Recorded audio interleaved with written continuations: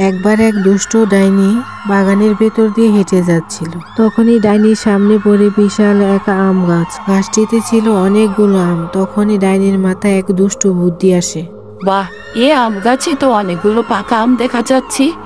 আমি যদি একটা পাকা আম সেজে বসে থাকি, এখান দিয়ে যে পাখিগুলো যাবে আর যারা পাকা আম খেতে আসবে আমি তাদেরকে খেয়ে ফেলবো। এই কথাগুলো বলেই ডাইনি একটি পাকা আমের রূপ নিয়ে গাছে গিয়ে বসে থাকে। আম গাছের সামনে দিয়ে যত পাখিরা উড়ে চলে যেত সবাইকে এক এক করে নিয়ে ডাইনি খেয়ে ফেলতো। সব পাখিরা যখন আমের কাছে গিয়ে ভ্যানিশ হয়ে যেত আর এই দৃশ্যটা টুনি দেখে খুবই অবাক হয়। তখন টুনি উড়ে চলে যায় এক দরবেশ বাবার কাছে। আর এই এক দরবেশ বাবা তখন এক পাহাড়ের কাছে ধ্যানে বসেছিল। টুনি তখন সেখানে চলে যায়। আসসালামু আলাইকুম দরবেশ বাবা। ওয়ালাইকুম আসসালাম রাহমাতুল্লাহি ওয়া বারাকাতুহু। কি ব্যাপার টুনি, হঠাৎ তুমি আমার কাছে? বাবা, জঙ্গলের ভিতরে একটু আগে একটা ঘটনা রেখে এলাম।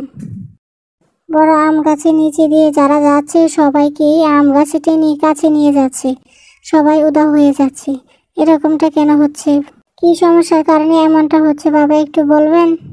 তোর কথা মতো তো বোঝা যাচ্ছে ওই গাছে যে বড় আমটা আছে ওটার মধ্যে এক দুষ্টু ডাইনি আছে। সেই ডাইনি সবাই কাছে টেনে নেয়, তারপর সবাইকে খেয়ে ফেলে।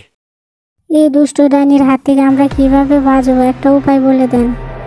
তারপর দরবেশ বাবা অনেকক্ষণ চিন্তা করলেন কিভাবে ডাইনিকে মারা যায়। তখনই পবিত্র জলের কথা মনে পড়ল।